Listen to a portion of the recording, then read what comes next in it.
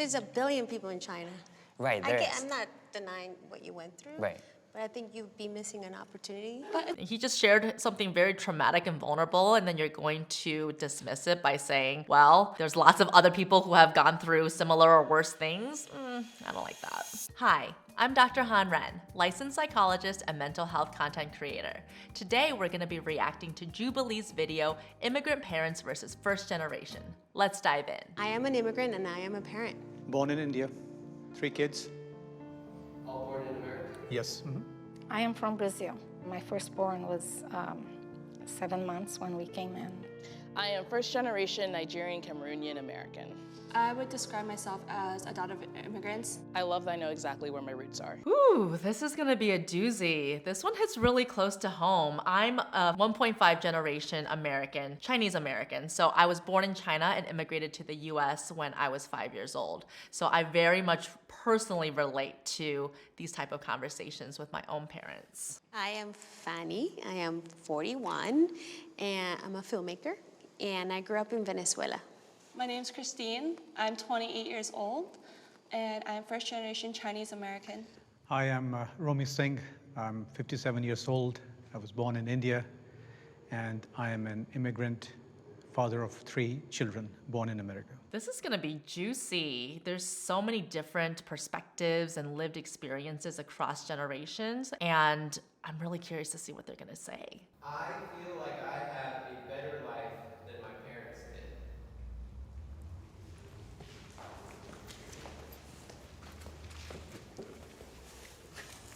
Oh, interesting. Everyone agrees. No, I would agree with that too. I feel like I was able to be more expressive here. I'm like openly queer.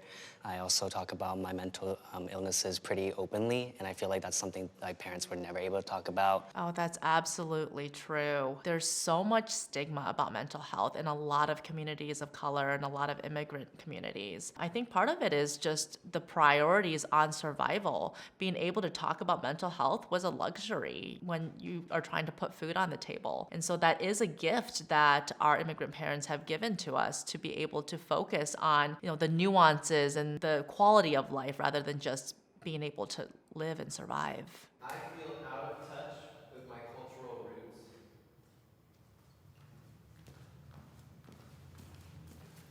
Oh yeah, that's a really hard one. It's so difficult to maintain cultural roots when you're immersed in Western ideology and Western culture. You have to really make an effort to have that connection to, ancestry and culture and context. I think also too, a lot of like the cultural norms of like Nigerian Cameroon, I don't agree with.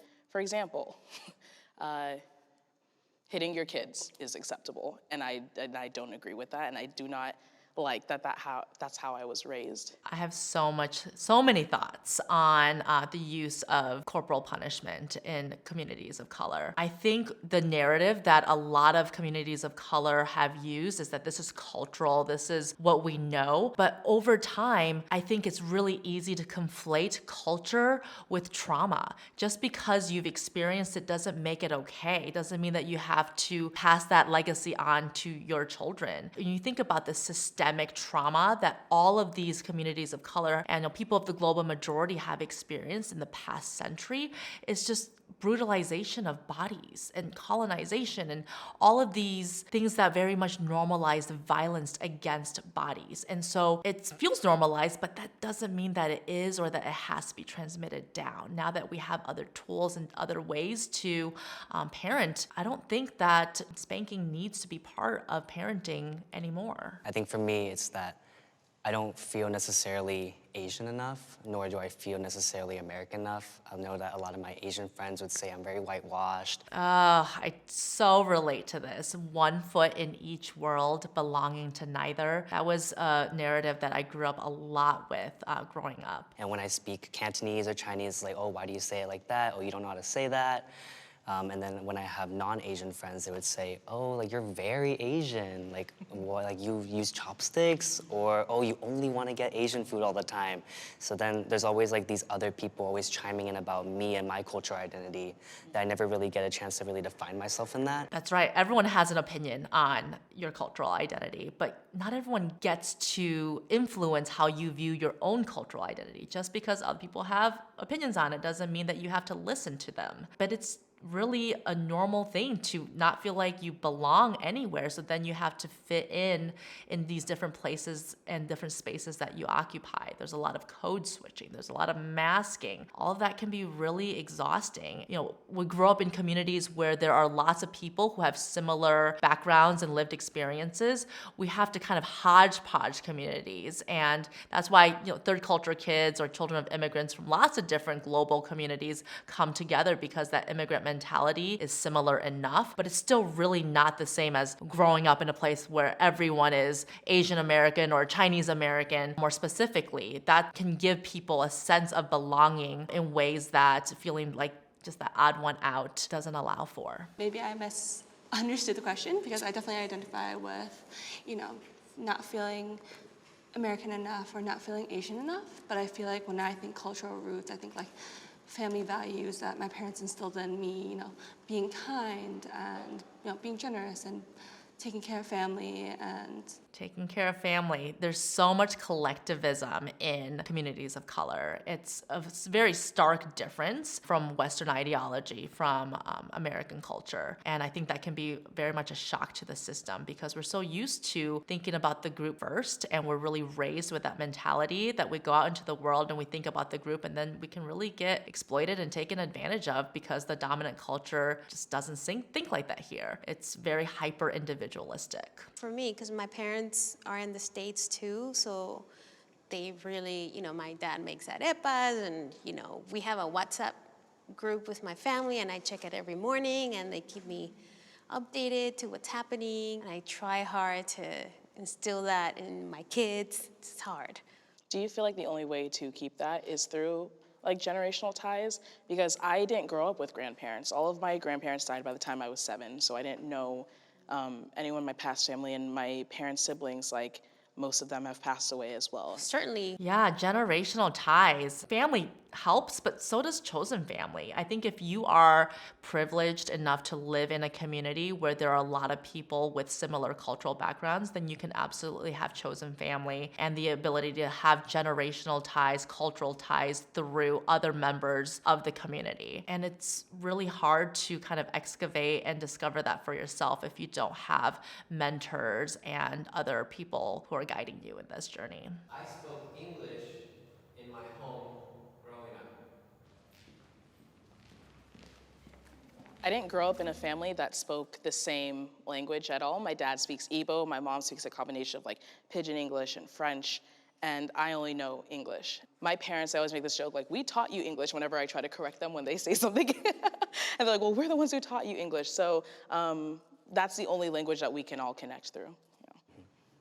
I think also my parents wanted me to assimilate into the US as much as possible, so everything they said and everything that they ever read and was in English. Oh, that one's so different by family, because my parents wanted me to retain my native tongue as much as possible. So we try to speak as much Chinese in the house as we could. And then I also know plenty of other Chinese people who has the same experience as this guy, where they wanted the kids to assimilate and blend in as much as possible. So English was the only language spoken. I know when I was a kid, I wanted to fit in so badly that I didn't want to be connected with my Chinese culture and roots. I didn't want to speak the language at home. My parents would speak to me in Chinese and I would respond in English. And then as I left the house and grew up, I really had some regret about not speaking more Chinese, because language is one of those things that if you don't use it, you lose it. And I have a lot of grief around how broken my Chinese is these days because I haven't been practicing it. So I try to do more activities where I can integrate that connection now. my mom speaks English and my dad does not. So a lot of times I'll communicate in both, and my friends will hear me on the phone and I'll go from Chinese to English and they're like, you're speaking Chinglish. I'm like, I am. Like, my parents understand both. Chinglish is beautiful. I love being able to speak Chinglish to my fellow Chinese American friends where we can say, most things in English and then every once in a while throw in a Chinese word and just like, there's no English word for this. There's just this resonance, it's this deeper felt experience of connection that is really lovely. And I know this is true for people who speak, multiple languages and just the different words that we have in different languages to capture experiences. Sometimes I'm disappointed in myself if I can't find the Chinese word because I feel like I'm losing my Chinese. The struggle is so real. I've absolutely experienced this with my children as well. When they were really little, I put them in Mandarin school, and I grew up having to go to Chinese school, and I think any child of immigrant can relate that, oh my gosh, your Saturdays are spent in language school, and it was kind of a miserable experience. No one really loved that, and my kids didn't like going to Mandarin school, and I had to make a decision at a certain point. Do I want them to really be immersed in the language and like fight that battle where they feel miserable and are not excited about what they have to do? Or do I want to cultivate their more genuine interests? And I had to make a decision around, do I want them to go to dual language schools where there's more cultural classroom management elements that are culturally Chinese versus other schools that maybe aren't dual language but then have more focus on social emotional learning, for example. And it's a really, really hard decision because there's trade-offs and there's pros and cons to each. I love talking to my sister who also speaks 3 languages, and depending if we want to exchange some secret, even in front of our kids, we usually speak in whatever language the others don't understand. I really feel that. My partner doesn't speak very much Chinese, but he speaks a little bit, and when my kids were little, we would switch to Chinese when we wanted to talk about them in front of them. But now they're catching on, so it doesn't work as well, and they're a little more sophisticated. And I also really resonate with, using language as a way to connect to where you come from. As my grandparents have aged and passed away, I have less and less opportunity to practice my Chinese. And my dialect from where I was born in Shanghai, China, Shanghainese, I never speak it anymore because that's not the dialect that most Chinese Americans speak. They speak Mandarin. So I do feel a very visceral sense of loss and not being able to practice and hone my native tongue anymore. And it was my first language. Do you find yourself changing when you're speaking? I can do this very easily. Yeah, without knowing. Well, there's certain things you can say in English easier than in Spanish and vice versa. Like the word for love in Spanish, we have like 10 words for love, and English is love, so there's certain things that are easier in a certain language. But is it bad that I don't really want to speak my mother tongue that much? It's mainly because it's tethered to really negative emotions. My father was abusive towards me, so a lot of the yelling and a lot of the conflict and then a lot of the screaming was all done in Chinese. So whenever I hear Chinese now, I associate that immediately with that violent household.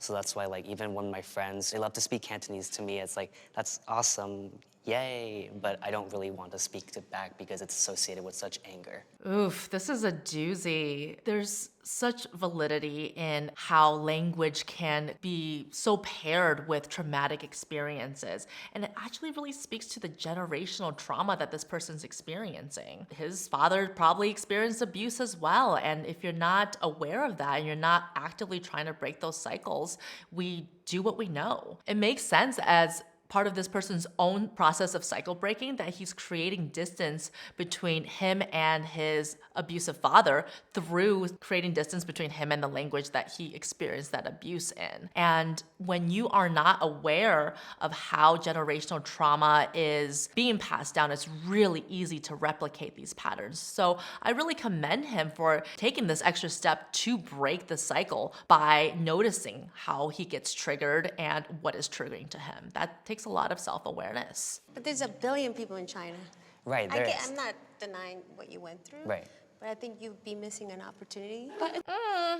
Okay, there's 1 billion people in China, and this is this person's lived experience. That's kind of an invalidating thing to say. He just shared something very traumatic and vulnerable, and then you're going to dismiss it by saying, well, there's lots of other people who have gone through similar or worse things. I don't like that. Both Mark and I speak Cantonese, which is largely, I would say, a dying language because only people from Hong Kong or the small southern part of China speak Cantonese. The majority of China speaks Mandarin. I love being able to speak Chinese with my parents because sometimes there's things that are more easily expressed, and my parents always try to teach me the way, like different ways of life and different principles that can only be said in Chinese, because if they're said in English, you're like, I'm sorry, what?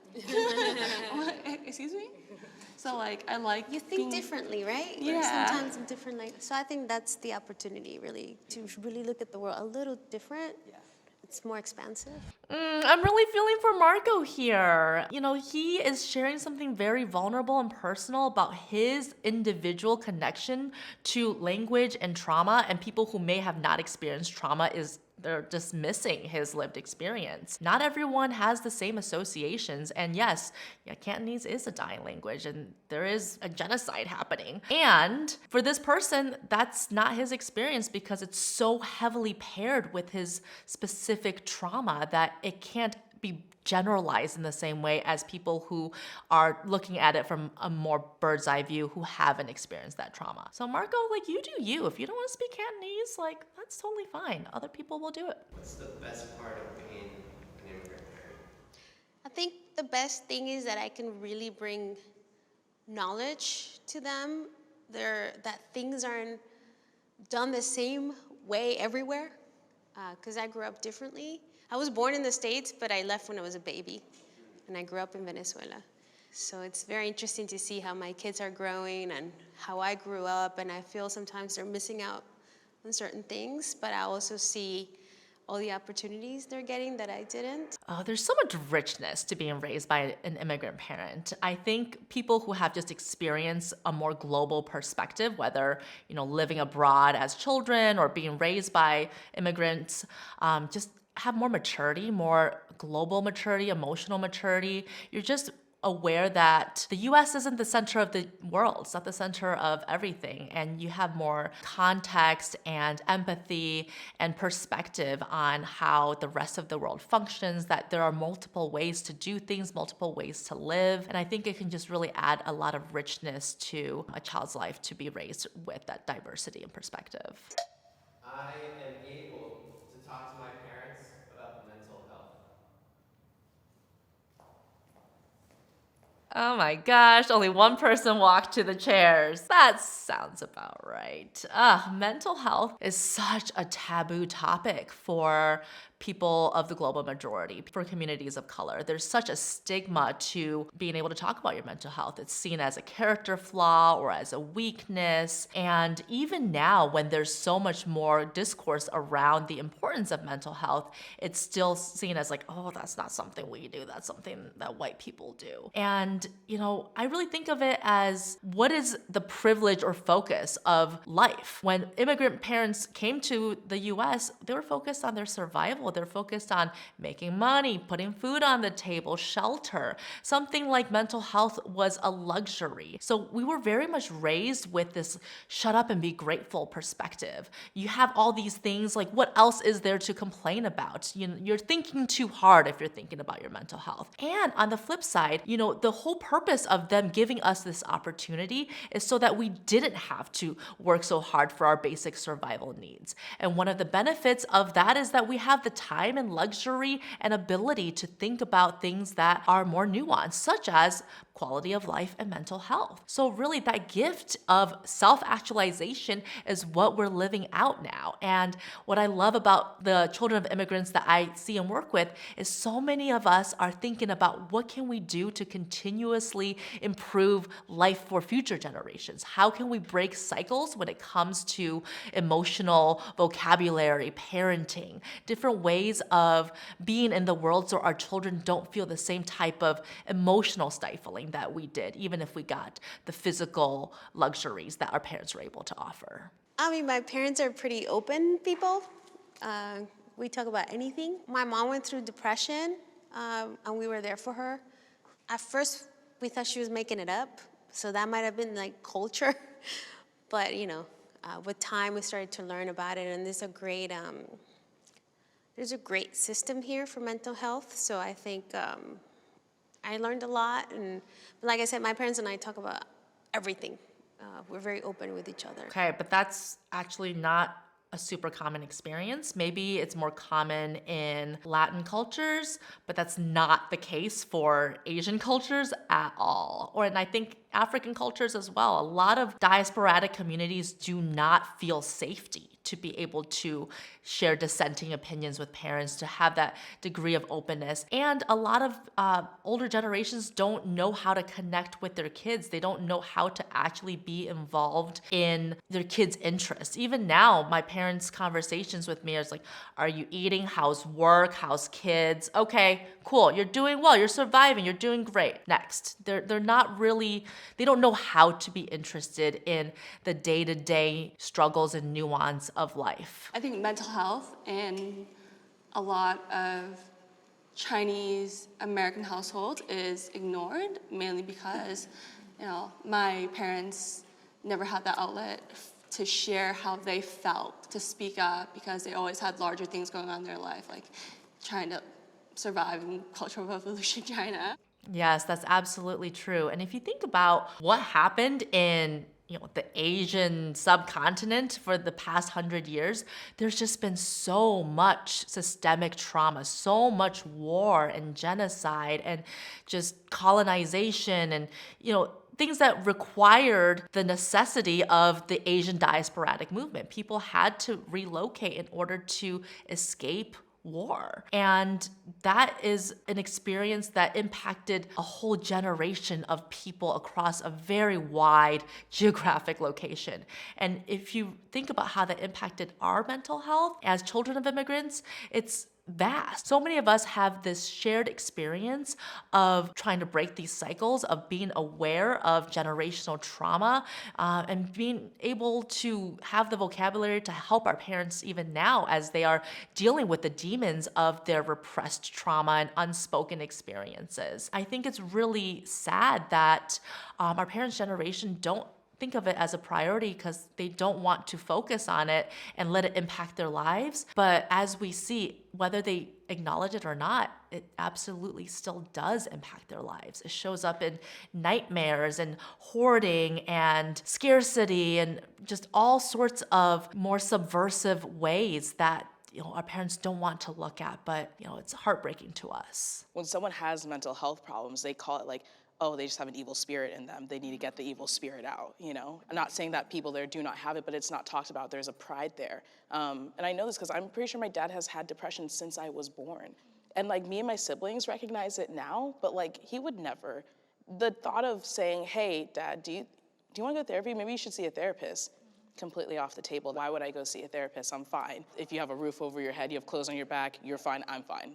So it's really common for people who have experienced trauma to have a very real, palpable sense of grief about what they missed out on, what they could have had, or what their true potential would have been if they didn't experience that trauma. And when we're met with that sense of helplessness, I think for a lot of people of our parents' generation, there's this, well, we can't do anything about it now, so why dwell on it? Why talk about it? Whereas for people who are of our generation or younger, people who are more aware of trauma impacts and mental health, who are interested in becoming cycle breakers, there is a acknowledgement, being able to feel the sadness and the grief of having missed out on these opportunities or having the strife and helplessness of not being accepted by the dominant culture. If we can acknowledge that and feel the feelings related to that, then there's more that we can metabolize of those emotions into action and into activism and into broader change. There are things that we can do. We don't just have to accept it. It may not be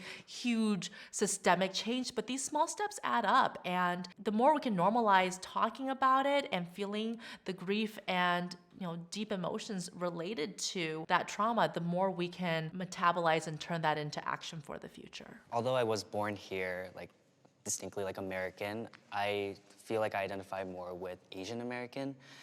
But even then, that term is very murky, since being Asian isn't enough for my Asian friends, and being American isn't enough for my I guess, American friends. Yes, it really speaks to just the range of acculturation, assimilation, even within people of, one racialized community. And Asian Americans, I mean, that's a political term. We have so much diversity within this category, and our lived experiences are so different. There's way more within group variance with Asian American, well, with any minoritized group than there is between group variance. So I think we really need to acknowledge just the diversity of experience. No minority group is a monolith.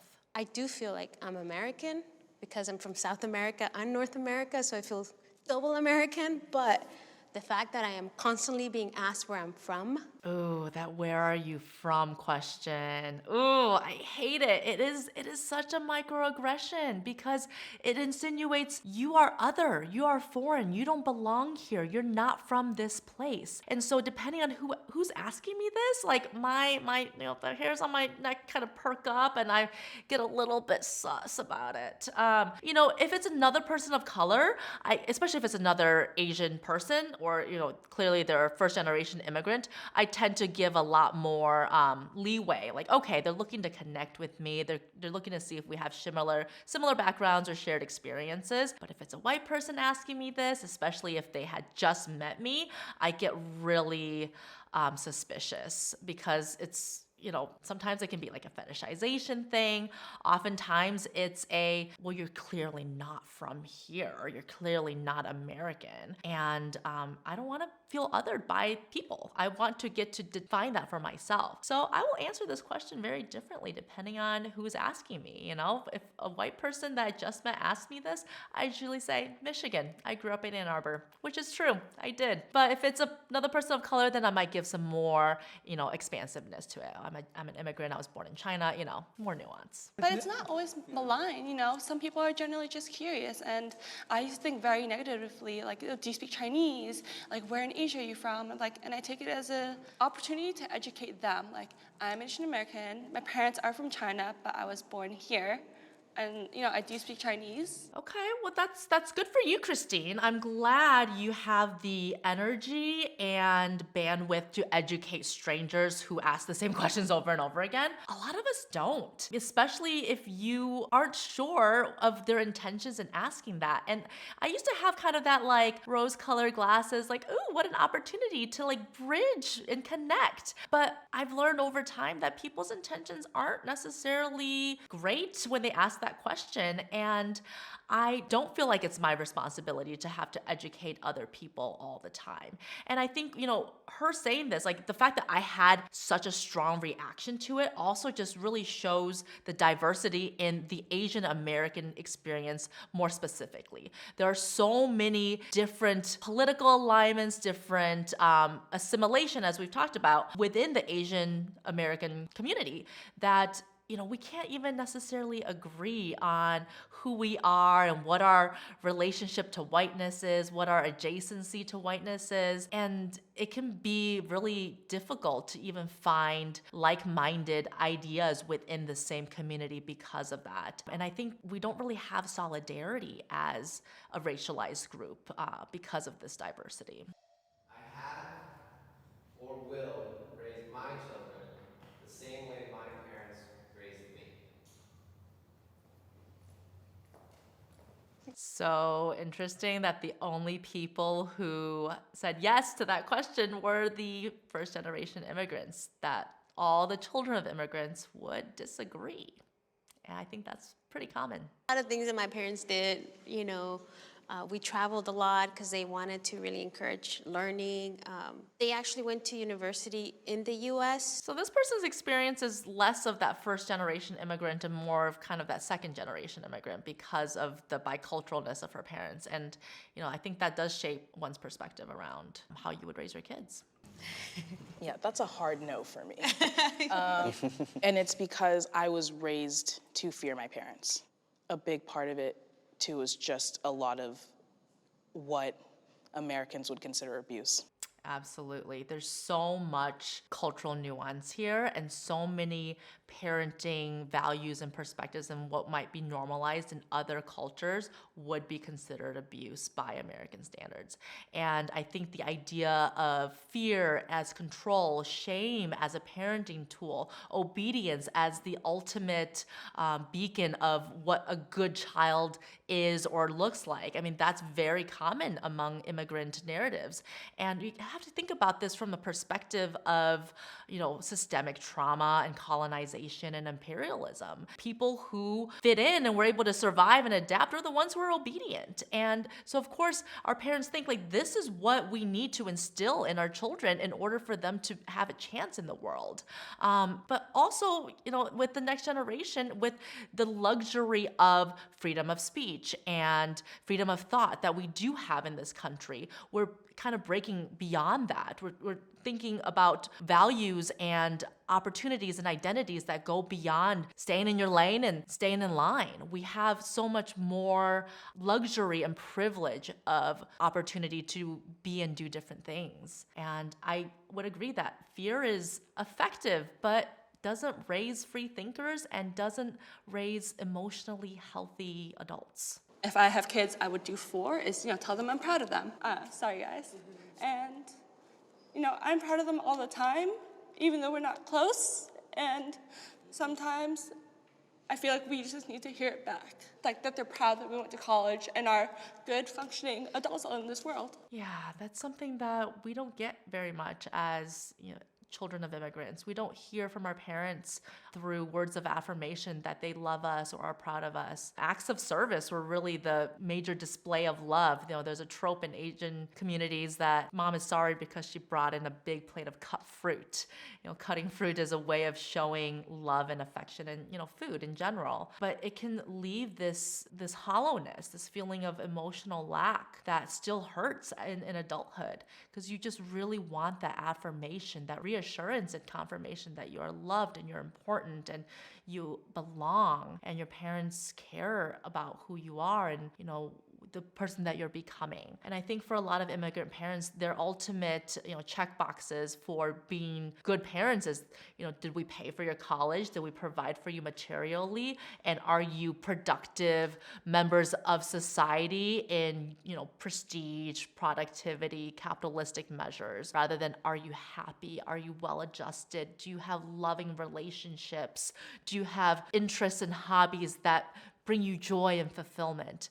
Those are areas that are just not really focuses in a lot of immigrant households. Ooh, that was a heavy one. I think one thing that's so important to touch upon is that for every generation, we have this foundational start point of what we think life is going to be. And then our hope is just that we're gonna improve from that. So for a lot of people of our parents' generation, they reach this point, they're like, this is good enough compared to where I was. This is great. I don't even have the energy or desire to go beyond that. And then children of immigrants, we have a different start point. So of course our ceiling is going to be higher.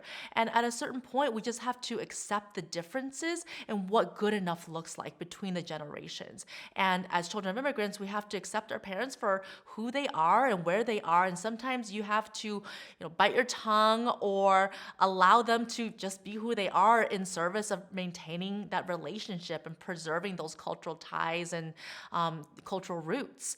And same if, for our parents' generation, you have to accept that you brought them to this country and you gave them a whole different world and context and educational opportunities. So of course, as a result of that, they're going to be different thinkers. They're going to exist differently in this world. And sometimes that's not going to align with your beliefs. But that is the whole point of giving them this opportunity so they can become different thinkers. So, as we think about this video more holistically, another thing that pops up is how so many children of immigrants adopt people-pleasing and perfectionistic tendencies as remnants of this obedience parenting that they may have experienced growing up. And it gets us far in life. We are appeasing, we fit in, we're able to be palatable to lots of different people.